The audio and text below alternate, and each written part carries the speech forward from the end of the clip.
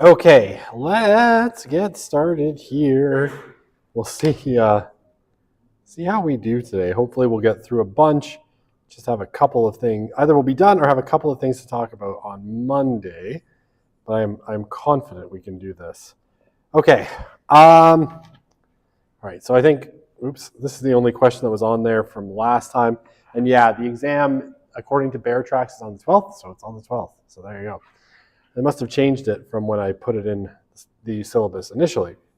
Okay, so we're talking about Richard Reeves' argument in of men and boys, and just talking about what's going on with boys and looking at their academic performance, and just generally kind of outlining, right, they're doing worse, they're enrolling, especially in higher ed, less, their grades are generally worse, and they're falling behind, except in math, where they're like 1 point ahead of girls, but not that far ahead, which he puts down to brain development. Okay, so that gap that we saw in high schools gets wider, right, once we get into higher ed. So, total, and we've talked about this before, 57, I'm making a mess on us, lads. 57% of our undergrad degrees are now going to women in the US. They've closed the gap in all sorts of disciplines, including things like business, medicine, and the law, where they're roughly at parity in these ones, like massively male-dominated disciplines. And increasingly, if we go into, our new bachelor's degree, right, the master's degree, that kind of new credential that's getting you into those really great jobs, it's around 60% of them are going to women, right? Now, there's still disparities in what they're getting masters in, right? They're still getting more masters in humanities, social sciences, and men are still getting, a lot of the masters in engineering and other, especially math-based STEM disciplines. But again, those gaps are closing over time. And this isn't just the US, right? This is a global trend. And if we look at the UK, or Britain specifically, right, England, about 40% of 18-year-old women are bound for university, as soon as they graduate from secondary, compared to less than 30% of men. And my handy-dandy little chart here, kind of shows this globally. We look at 25 to 34-year-olds with, post-secondary education or tertiary education, as it's called here. And what we see, right, is women way ahead in most places, some places exceptionally so, right? So if we look at, in Korea, it's over 75% of women that have a post-secondary education, 65% of men. What's our second one here? Japan, the spread is a little bit smaller. It's 65% of women, about 60% of men. Canada, we're almost 75-55, right? So that is a big spread in terms, almost a 20% spread in terms of our men to women having post-secondary education. The UK, right, again, spread everywhere. It's all the same, right? Female to male, women have more post-secondary degrees. And in some places, those gaps are really, really big, right? Like Canada, like Australia, like Norway, right? And even our OECD average, we just see way more women getting post-secondary than men. Okay.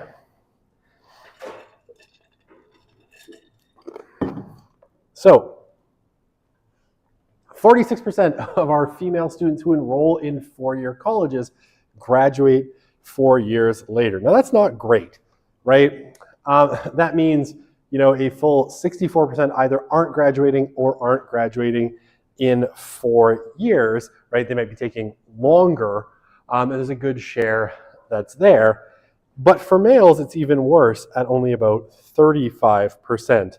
And kind of like what I was saying when someone asked, why did more males drop out during COVID or not enroll in college during COVID? We don't actually have really good reasons, right? We can kind of speculate, but the speculation, like, it's nothing that we can measure in terms of statistics, at least not a statistic we have available to us today. Largely, we're left with sort of biomedical and cultural explanations, right? So I love this. MIT's David Autor described the data as puzzling, right? But increasingly, there also seems to be a cultural element, right? That men somehow seem to have lost their motivation. Now, I will say, just because I always want to tie things together a little bit, when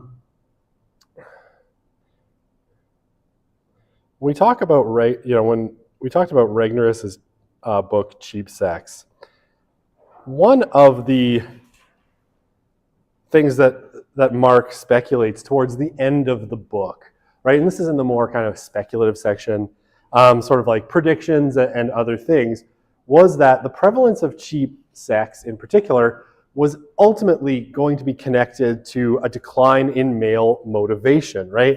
And what he kind of posits, and again, you take this for what it's worth, is that one of the big things that generally motivated men to, how to put this politely, get their act together, right, to kind of motivate themselves, get out there in the world, do something with themselves, get a career, make some money, was that, if they wanted to attract a romantic partner and get sex, they had to basically make themselves worthy enough that someone would actually, consider doing that with them, right?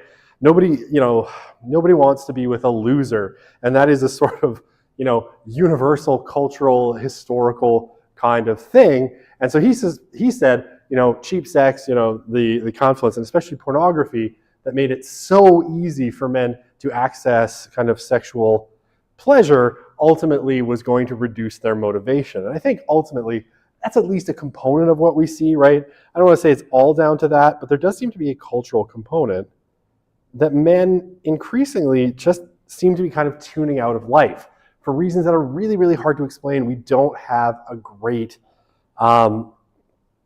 we actually just don't have great explanations for it, right? We can blame video games, we can blame porn, but, there's other things as well, I think. Okay. I love that this graphic I found for men at work clearly, it says men at work, clearly has a woman front and center, which I don't know why, but that makes me laugh. Okay, we have class on Monday. Yes, I'm sorry. I mean, it's always live streamed, so you don't have to come if you don't want to. But I will be here in body, if not in spirit. Man, today my spirit don't want to be here. My spirit is looking out at the roads and being like, man, is it ever going to be a long drive home? Okay, my body's saying that too. Okay, so in terms of work, right, we've already talked a little bit about this. So again, I don't want to belabor it too much, but a growing number of men are just completely detached from paid work. And for men, particularly, those who have jobs have especially the working class, have largely seen stagnating wages in terms of their ability to, like their purchasing power since the 1970s. Like in real terms, men's wages, especially working class men, have not risen since the 1970s. Now, to go with that, we have seen a shrinking in the gender pay gap, but at least a large part of this comes down to the fact that men's wages have just been stuck or have actually fallen really for the last now almost 55 years, right? So that is a long time. Okay, this is our buddy David Autor, again at MIT. Over the last 3 decades, the labor market trajectory of males in the US has turned downwards in 4 dimensions, right? So they're acquiring fewer skills, their employment rates are going down, right? So less skills acquisition, which means less things like vocational training or college education, right? University college education.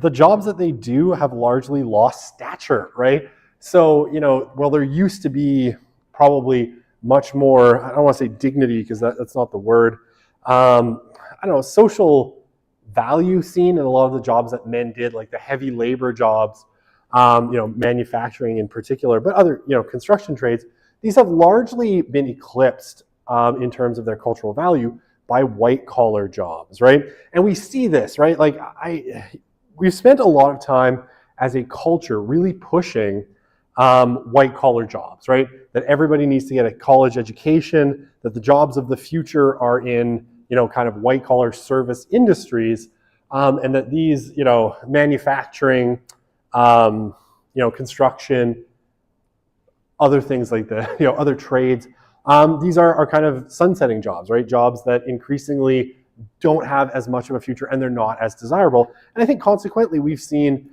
fewer people wanting to work in these occupations, right? They're always talking about skilled labor shortages in the trades. And I think largely this is because the trades are seen as relatively unappealing, right? Okay, so we've seen the stature, and then real wage levels have declined as well, right? And so these are, both MIT economists. So, labor force participation amongst men has also dropped. Now, this isn't a huge amount, right? 96% of men of working age, right, which is like roughly 15 to kind of 54. Prime working age, 25 to 54, were employed, 50 years ago. Today, it's about 89%. It's not a huge drop, but that actually is a lot of people. I think Reeve said it's about 9 million fewer men working than would have been the case if we stayed at 96%, right? I mean, and I think you put it in these terms, it's like a rather large city's worth of men just sitting around doing nothing. So they're not unemployed, they're not working either, right? They've dropped out of the labor force entirely because they've just given up looking for work, right? So this kind of big, all right, it's by 2020, it's 9 million. And Reeve, I think, quips that this is like the size of 2 times the People's Liberation Army in China, right? So you could roughly staff, the People's Liberation Army or the whole Chinese army twice with this number of unemployed men. So we've seen huge declines in labor force participation. I guess not huge, significant and meaningful declines in labor force participation. So there are fewer men working than we would expect had their labor participation rate remained the same. Okay, now this is especially true again for those down that educational scale, right? 1 in 3 men with only a high school diploma is now outside the labor force, right? So if you have just a high school diploma and you're a man, increasingly you're outside the labor force all in all, with the biggest fall in men 24 to 34, right? So our younger part of the working cohort.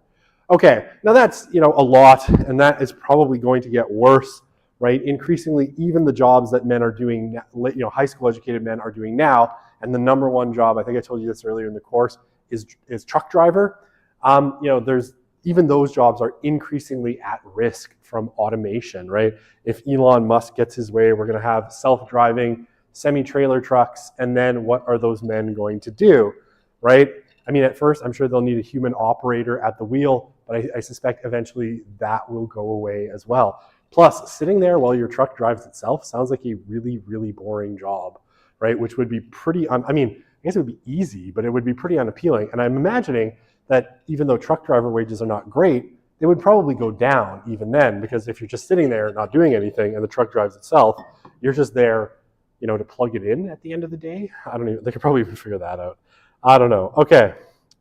So changes in the employment rate or employment ratio since 1979, between 1979 and 2019. And what we see, right, in all categories, men have declined slightly more for that youngest cohort, but women have just kind of, and this is appropriate because women started from a lower point, right? But women's employment ratio has gone way, way up, right?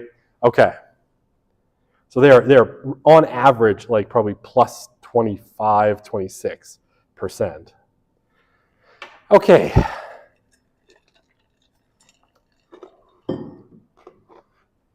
So male work has been hit by those things we talked about earlier in the course, that combination of automation and free trade.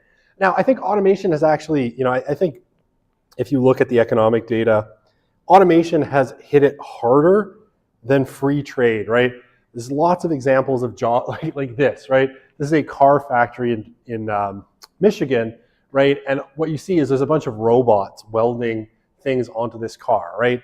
The level of sophistication of automation, as it gets going further and further, there's less need for people in the process at all. And I think I told you earlier in the term, I know I did because someone repeated it on their midterm, that back in the 2010s, the oil companies in Alberta started innovating on their rigs, and rigs that used to take 30 people to run now take like 3 or 4, right? So all of those extra people are now out of work. So automation has been big, and then obviously free trade. There are places in the world, China, South Korea, even Japan, Bangladesh, where you can make stuff for way cheaper, right? India, Vietnam, all over the place. These places have economically developed by focusing on relatively low-skilled manufacturing, which has killed a lot of those jobs here. Not that you'd probably want to do any of those jobs, right? Sewing t-shirts and shoes is not a lot of fun, but those jobs used to be done, in North America and in Europe, and increasingly they're done in other parts of the world. And yeah, I mean, men in a lot of ways have been hit harder by this just because the jobs that they do are more likely to be vulnerable to automation, right? So manufacturing is the big one. It's something like 70% of people working in manufacturing historically are men. Transportation, right? And like I said, we're going to see more automation in transportation of all kinds. Truck driving is the big one, but shipping of all kinds, trains, boats, and aircraft, we're seeing more automation creeping into all of those things. And yeah, you're going to see, declining numbers of people working in those industries as machines take over. So men do 80% of those jobs, right? 90% of construction and installation. Now, construction is probably going to be one that is the last to kind of fall off, only because it's more local, right? So if I was going to make a bet on a working class job, I would do something like plumber, carpenter, electrician, because those things are hard to automate, right? They're going to be much harder to automate. I'm not saying they won't get there over time, but I think in the short term, those are probably safer. Okay. Mind you, I have a good friend who's a plumber, and the horror stories he tells of what plumbing entails, showing up to a basement where the sewer has backed up and there's, human waste floating in the basement up to almost the top of his rubber boots. Not a job that I want to do for sure. So it's not for everybody, though he seems to enjoy it. He's also a bear of a man. Like, I'll say we had a hot water tank in our house that broke, and so I called him, and he just drained it and put his arms around it and picked it up and carried it up the stairs. And I'm like, I think that would take 4 of me. Like literally, it's a bear of a man. He's 6'4" and just always been incredibly strong. Okay, it's impressive. I've never seen anyone pick up a hot water tank, but he did without much effort. Okay. Now, women make up more of the jobs in those sectors that are less automation vulnerable. Now, again, that's not to say some jobs that women do aren't vulnerable to automation, right? Women would be more likely to work, say, in a call center, right? Or in some kind of tele-customer service job. And as you probably know, if you've tried phoning anywhere and getting customer service, you have to work your way through the layers of robots to actually speak to a human being. Please state the nature of your inquiry. Billing. I think you said goodbye. And it hangs up on you, right?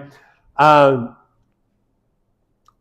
women, in fields like healthcare, education, professional services, administration, we see less places that automation can get in. Now, some of these, I think administration We're probably going to see AI moving into that a little bit. So there's still vulnerability. They're just not as vulnerable, right? And when it comes to things like education, until you want ChatGPT teaching you everything, I don't know, maybe you're already there. Who knows? Likely, still going to need a human being to teach young children, to teach kind of basic skills. We're not likely to get to the point where, if COVID taught us anything, it's that, teleeducation works really terribly, especially for younger kids. So I don't think those are at particular risk. Healthcare, obviously, I know Elon Musk is presenting his Optimus robots like it's going to be your surgeon and nurse and everything. I will say of Elon, he promised us self-driving electric semi-trucks like 10 years ago, and they're still not on the road. So he over-promises and under-delivers on a regular basis. His rockets are really cool, though. I will say that. Okay. Now, just because of personal inclinations, men are less likely to have the soft skills required in growing professions. And where we see a lot of growth is in what Reeve dubs, and I like this because it's an acronym, and it sounds kind of like STEM, but he calls it the HEAL professions: health, education, administration, and literacy, right? Now, these are a lot of people skills. I threw my pen. For those watching at home, the pause was because I threw my pen. It's slippery and my hands are very dry. I forgot what I was saying. Right, people skills. Kind of soft people skills, right? Good with kind of communication and people, communicating information, helping people, being patient, right? Compassion, right? These are all things that men struggle with a little bit more. And so where we see a lot of growth in those HEAL type jobs, men are a little bit less dispositionally oriented towards them. Now, Reeve thinks that we don't really have a choice. Those are the professions that are growing. And so we're going to have to, train more male kindergarten teachers or something in order to help men move up that value chain in the economy. Okay. And yeah, male workers have also, I already said this, they struggle to compete with cheap labor in other countries, right? And even in trades like construction, oops, I should take the date off that. Even in trades like construction, I meant to put a good picture in here, and it's a generic picture. We're starting to see, attempts to get things built in other countries and shipped here, right? Like prefabbed homes where basically the whole thing is built in a factory in China and shipped over in parts and then assembled on our end.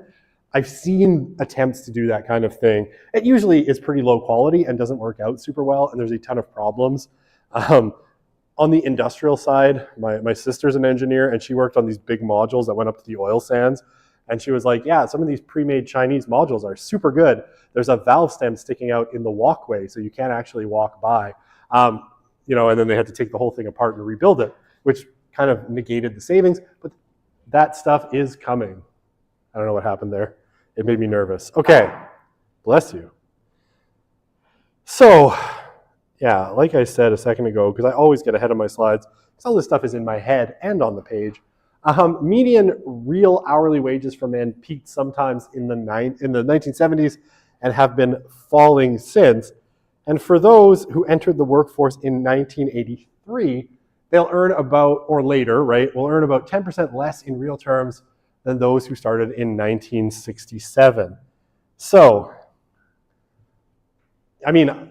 none of you were born. I was 1 year old in 1983, right? So it gets worse and worse over time. But basically, being a boomer really was the best time to be alive, apparently, because, you're going to earn considerably more in terms of your working life than people who start in the labor market later. Now, for women, it's better, right? Women's wages have gone up about 33% in real terms since then. Now, I will say this. That is largely because women were making terrible money in the 1960s, right? There were very few professions that were open to women. The time they took out of the workplace to have kids and such was much longer. And so, it could only really go up for women, right? Yeah, and it's only really men at the top rungs of society, right? So CEOs and like really high performing men that have seen wage growth. And again, like things like finance, engineering, and the STEM fields have seen really, really strong growth in wages over the same time. Okay.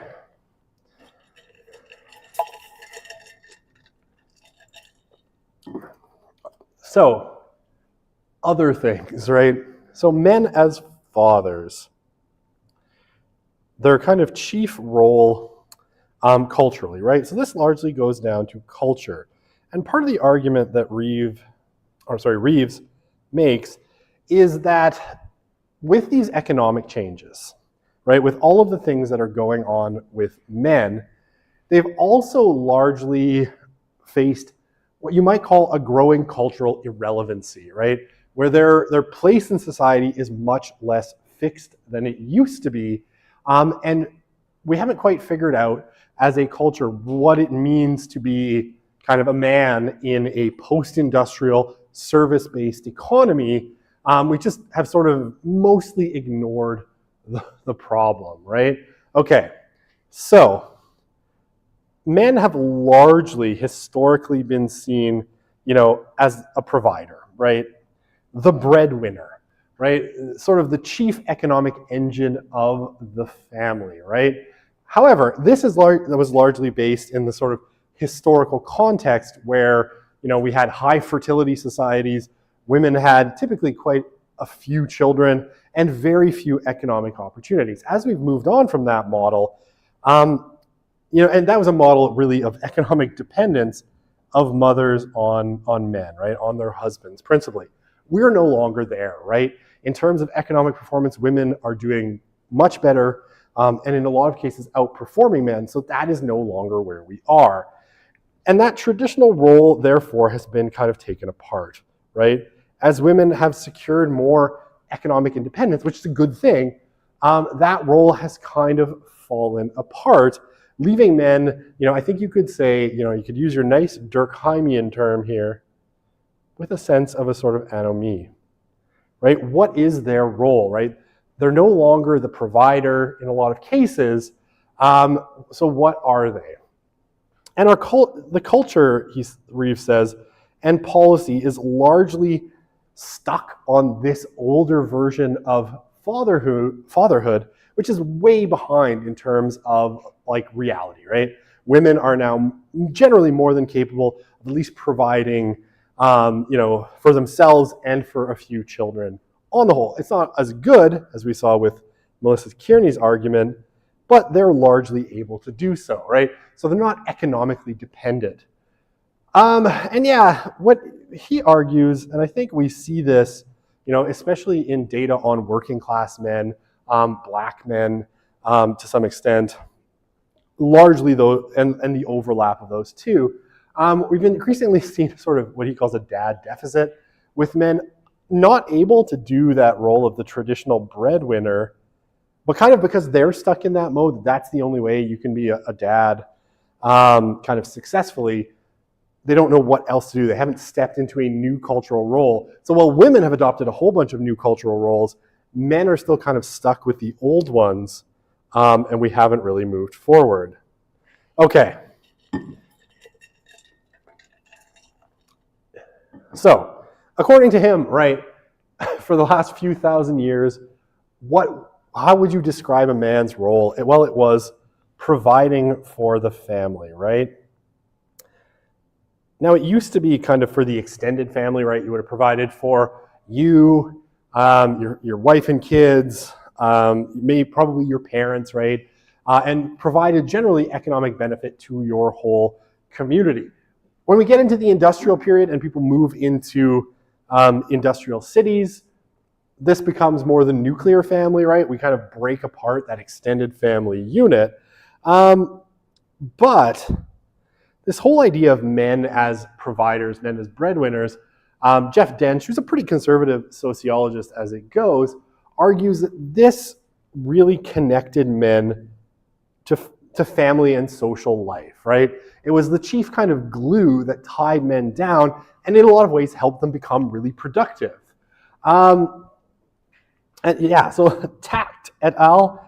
Suggests that the traditional family was really effective because it made both men and women necessary, right? It was, there was a sharp division of labor. Men were out in the public sphere earning a living. Women were in the domestic sphere. Mothers were the ones that typically cared for children, right? They had that direct caregiving role. And fathers were important, but their role was more secondary. And this was largely expressed through marriage, right?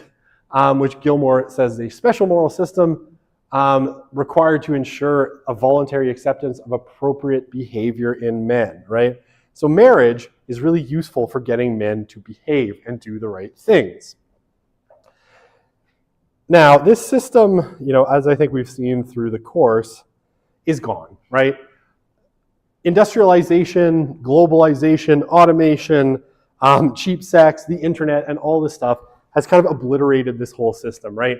Marriage is now very much more of a voluntary institution than a necessary one, right? It's a capstone, and it's one that's no longer kind of universal. It's one that's very much sort of class-oriented. So it's gone, and frankly, it's, despite perhaps the more rosy-eyed fantasies of a lot of internet conservatives, and trad wives, this is not a system that's coming back anytime soon. There's a reason I chose this picture, because these are statues, right? This is a statue version of like a memorial to the nuclear family as it was. But increasingly, that's just not the way it is anymore, right? These are not real people. Okay. So how much has this changed? Bread. Well, women in the U.S. now, they're about 2/5 of households. Women are the primary breadwinners, right? 3 out of 10 wives now out-earn their husbands, right? So that's way up from, I think, about 1 in 5 50 years ago.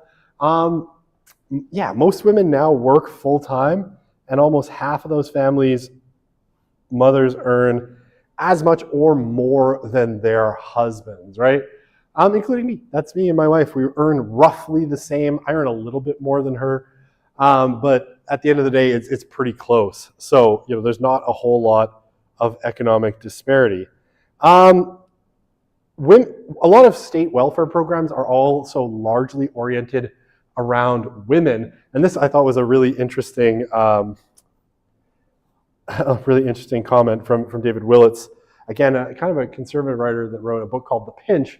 The welfare system that was originally designed to compensate men for the loss of work or earnings is slowly and messily redesigned to compensate women for the loss of men, right? So there's more social welfare programs aimed at, say, supporting single moms, right? Providing income support for single mothers, right? Daycare subsidies have long been a feature of this, and other programs to basically help women, often single mothers, kind of get by. And almost 40% of births in the US are now to unmarried mothers, up from 11% in 1970s. And there's obviously a really strong class and racial component here as well. Disproportionately, these are working class women or poor women, and increasingly, right, we see a lot of them are Black, right, and Latino, those kind of more disadvantaged parts of the population. Okay. And it's the greatest at the bottom of the economic ladder. And what we see is that, one of the things that used to happen when someone got pregnant is you had, what used to be called a shotgun marriage, right? Because daddy's sitting there with the shotgun being like, you better marry my daughter. That's why it was a shotgun wedding. That used to be pretty common, right? And if we go back to 1976, 26% of pregnancies among women without a college degree resulted in marriage. Today, that number is only 2%, or by 2007, right? That's not even today. That's almost 20 years ago. It was 2%, right? And I would suspect it's largely gone down since then as well. Okay, now, there's lots of good to this, right? Women are more independent. They're less likely to be locked into relationships with men. There's less economic dependence. So if a relationship is something a woman doesn't want to be in, right? If it's abusive, if that person is simply another mouth to feed, and a lot of women do report, especially in this kind of working class cohort, that a man around the house, the father of their children, is not a benefit. It's just another mouth to feed. Largely, men have become more and more redundant in a lot of cases. And that's a good thing in some ways, but obviously a bad thing in other ways, because it's left men feeling dislocated. And dislocated young men generally don't come to good ends, right? They end up involved in crime, largely, and they're a socially disruptive force at best. Okay. I am doing better than I suspected, and worse than I need to. Okay. Well, let's keep going. In a minute, the slides get double layered, which is definitely a dark thing. Okay, so kind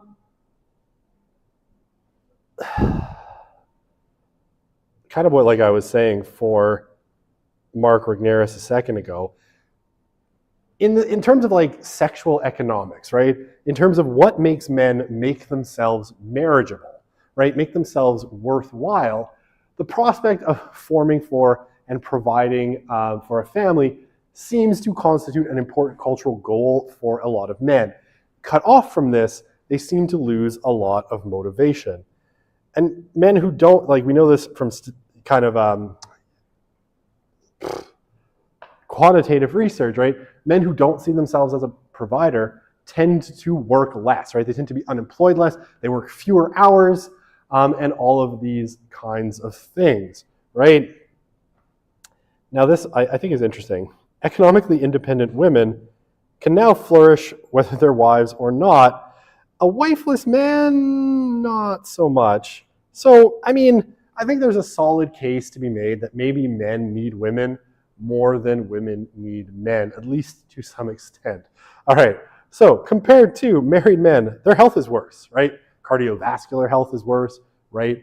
Especially their employment rates are lower and they have weaker social networks. Drug-related deaths amongst never married men doubled in the decade from 2010 to 2020. Women are now twice as likely to initiate divorce, but it's psychologically harder on men. Men are more likely to do things like take their own lives following a divorce than women are. And this, in some senses, seems to be that women derive more meaning from more parts of life, right? Men and women roughly equally seem to draw satisfaction from things like their work. It's 34% for men, 33% for women. From children and grandchildren, women at a far higher rate. From friends, it's the same kind of skew. Women are much more likely to say that they derive meaning in their lives from friends, from religion, from hobbies, right? All of these things, women basically derive greater life satisfaction from those things than their male counterparts. So men have a narrower range of sources of meaning and identity, which makes them particularly vulnerable if one of those sources is damaged, right? So if family or job in particular are damaged, men tend to fall into despair much more easily than women do. Okay. I'm attempting to coin a phrase here, and I don't think it's going to work. Just combining words into a portmanteau doesn't always work. Okay, the deficit. I tried. Okay. So, we talked about this a little bit when we were talking about families as well. Within 6 years of parents separating, a third of children never see their fathers, and a third see him once a year or less, right?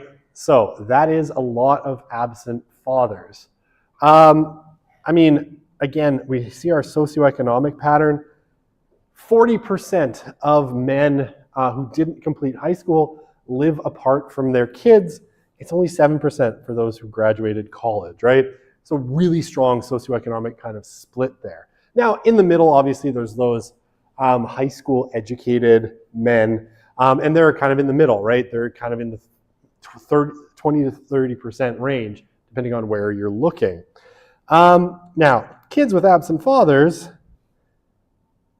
we see all sorts of potentially negative effects. Look at that sad little girl under the broken heart. Stock image number 4. So they have lower self-esteem and self-worth. For boys, they struggle with, it looks like, masculine identity formation. Like, what does it mean to be masculine, right? How do you deal with that? And they're left to form that largely on the backs of peers and the media, which, shall we say, don't always provide very positive images. They're more likely to go to jail. They're more likely to engage in all sorts of risk behaviors like substance abuse, impulsive decisions, and early sexual activity, right? And less likely to graduate from college. Girls, too, are negatively affected, though not as much. Girls might seek unhealthy relationships for validation, so I guess the research does suggest that there are girls with daddy issues. I don't know what to tell you. I guess it's true. So, thank you for laughing at that terrible joke, by the way. So I love this is a great quote from George Gilder. Man integrated into community through a role in the family spanning generations of the past will be more consistently and durably tied to the social order than a man responding chiefly to charismatic leader, a demagogue, or a grandiose ideology of patriotism. And again, I don't want to oversell this, but I do think that some of the, and I don't want to always be harping on Dear Donald, the Trump phenomenon, right? The way people, especially men, have reacted to this kind of demagogic, leader with his patriarchal flourishes, or not patriotic flourishes, especially working class men. And the way, especially we see young men gravitating towards, I will say charismatic, though it makes me feel yucky to say so, male figures like Andrew Tate. Ugh. I mean, is he charismatic? I guess he is. I don't know. Ugh. Makes my skin crawl. And people like Nick Fuentes, the vermin-like quasi-neo-Nazi.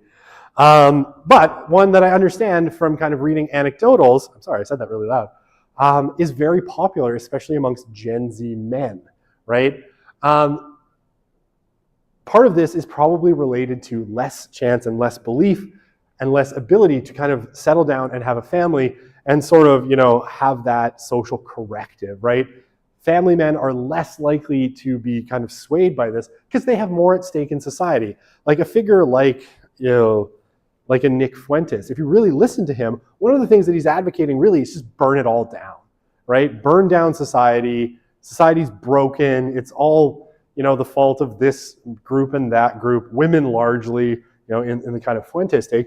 And to get a handle on this person, I have listened to a distressing amount of Nick Fuentes podcasts. And I must say, he's really gross and I really hate him. But I can understand at some kind of visceral level the appeal, right? It's like, I'm a young man, I'm failing to launch, and this guy's saying it's all feminism's fault. And of course, the Uden. It's all people of a certain religion's fault as well. So when we're more anchored, we're less likely to fall into those spaces. Okay. So if men aren't dependent on, they struggle to function. Yes. Is my font so small? My font is so small. I'm so sorry.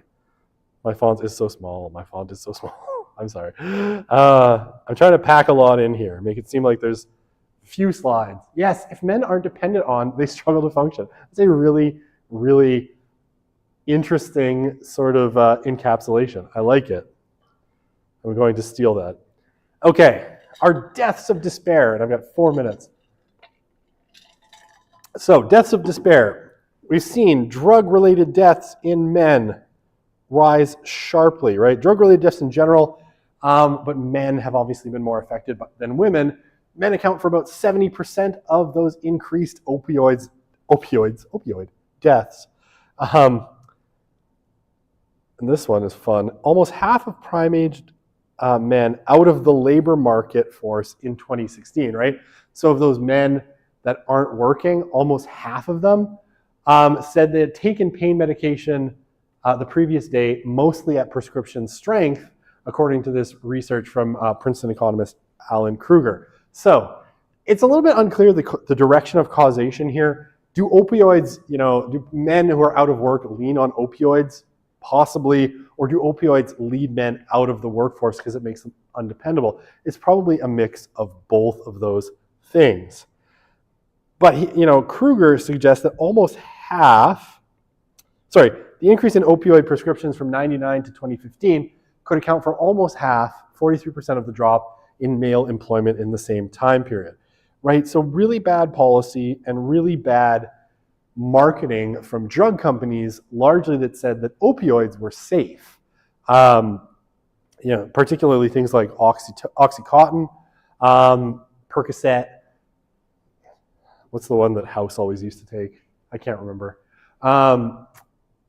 Doesn't matter, right? But these prescription opioids that basically were prescribed quite a bit from 1999 to 2015. It's like, oh, you can't get addicted to these things. The drug companies lied, and they knew they were lying. Might account for as much as 43% of the drop in male employment in that period. What's interesting though, right, opioids numb as compared to something like cocaine or ecstasy, right? And it's generally taken by people who want to numb physical pain, but increasingly it looks like it's taken by people who also just want to numb a kind of existential pain that they're not achieving in the way they want to. Okay.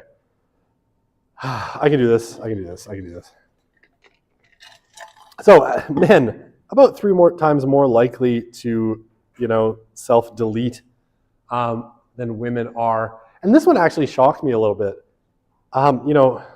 Taking your own life is now the biggest killer of men under 45 in Britain, which is a kind of a shocking number, right? Like a shocking statistic, right? The number one killer, more than accidents, more than the overdoses, more than, anything, car accidents, anything, cancer, take your pick. Men under 45 now die more in the UK by taking their own lives than from any other cause, which is, again, kind of shocking.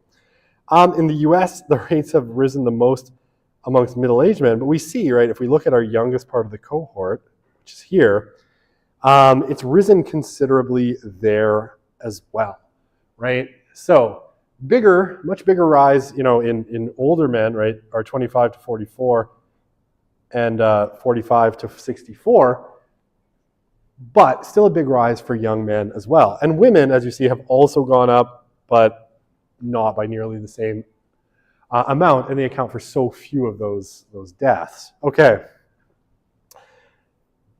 So what did Australian researcher Fiona Shand and her colleagues looked at the words and phrases that men who have attempted suicide used to describe themselves. I'm going to highlight these, and then I'm going to stop for the day, and we'll finish on Monday. We are in spitting distance of finishing. Those words were useless and worthless, right? Largely probably connected to their failure to fulfill a lot of those social roles. All right, we'll finish up on Monday. I have 10 slides, but at least some of those are question slides. So we will see you. Yeah, 3 of those are question slides. So we got a few slides, then we'll talk exam, and then we will be done. We are almost done, I promise. And I'm sorry. I hope to get done today, but I'm just not that fast. Okay. Oh, these ones will be fast, though. All right.